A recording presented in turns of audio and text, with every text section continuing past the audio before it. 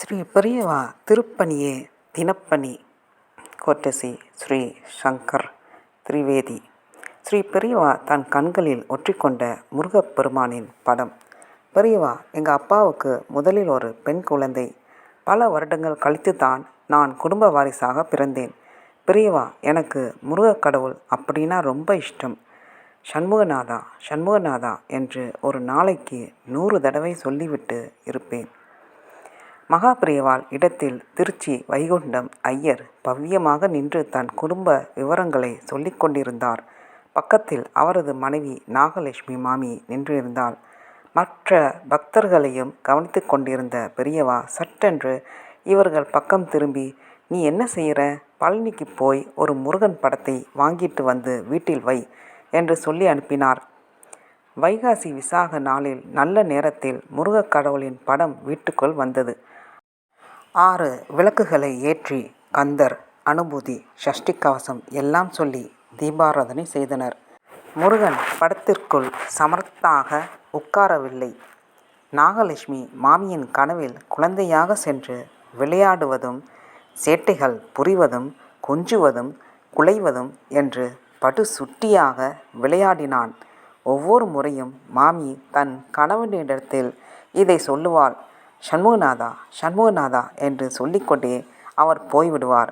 திடீரென்று வீடு முழுக்க சந்தனம் வாசனை மணக்கும். வீட்டில் உள்ள எல்லோரும் இதை உணர்வார்கள்.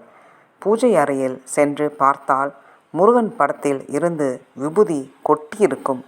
முதலில் பயம் கலந்த ஆச்சரியம். அடிக்கடி பார்க்க பார்க்க அற்புதமாக தெரிந்தது. இந்த விஷயம் மற்றவர்களுக்கு தெரியவர விபூதிக்கு வீடு தேடி வர ஆரம்பித்தனர்.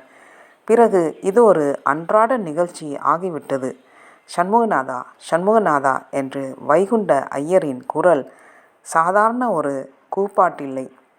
அது பக்தி என்ற கடலில் ஆழத்திலிருந்து வெளிவந்த அபூர்வமான முத்துக்கள் என்பது அந்த தம்பதியரின் குழந்தைகளில் 6 பேர் ஆண் வாரிசுகளாக பிறந்தனர்.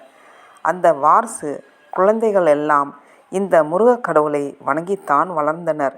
முருகன் இவர்களை தன்னுடைய இளைய சகோதரர்கள் ஆகவே பாவித்து இவர்களுடைய வளர்ச்சிக்கு உறுதுணையாக இருந்தார். தான் இந்த வீட்டில் நாகலட்சுமி மாமிக்கு ஒரு குழந்தையாகவே இருப்பதை நினைவூட்டும் வகையில் சந்தன வாசத்தை வீடு முழுக்க பரப்பியும், படத்திலிருந்து விபூதியை கொட்டியும், மாமியின் கனவில் வருவதும் விளையாடுவதும் என்பதெல்லாம் அன்றாட நிகழ்ச்சி ஆகிவிட்டது.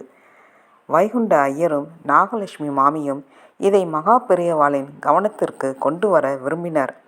முருகப்பெருமான் படத்தை எடுத்துக்கொண்டு சென்று பெரியவாள் இடத்தில் விஸ்தாரமாக பேசினார்கள். மகா பெரியவா அந்த முருகன் படத்தை தன் கையில் வாங்கி தன் கண்களில் ஒற்றிக்கொண்டார். முருகனின் மார்பில் இருந்த விபூதியை எடுத்து தன் நெற்றியில் பூசிக்கொண்டார். படத்தை தன் கையிலேயே சிறிது நேரம் வைத்து கொண்டு உற்று பார்த்து கொண்டிருந்தார். பிறகு பிரசாதத்துடன் படத்தை இவர்களிடம் திருப்பி கொடுத்து விட்டார். அடுத்து வந்த மாதங்களில் அதிலிருந்து விபூதி கொட்டுவது நின்று போனது. வைகுண்டம் ஐயர் மாமாவும் நாகலட்சுமி மாமியும் நினைக்கும் போது இவர்கள் ஆதர்ஷ தம்பதிகள் மட்டும் இல்லை, தங்கள் பக்தியினால் தெய்வத்தையே ஆகர்ஷணம் செய்யும் தம்பதிகள் இவர்கள் என்று ஸ்ரீ மகா பெரியவா நமக்கு சொல்லாமல் சொல்லியிருக்கிறார். வேல் வேல் முருகா, வெற்றிவேல் முருகா.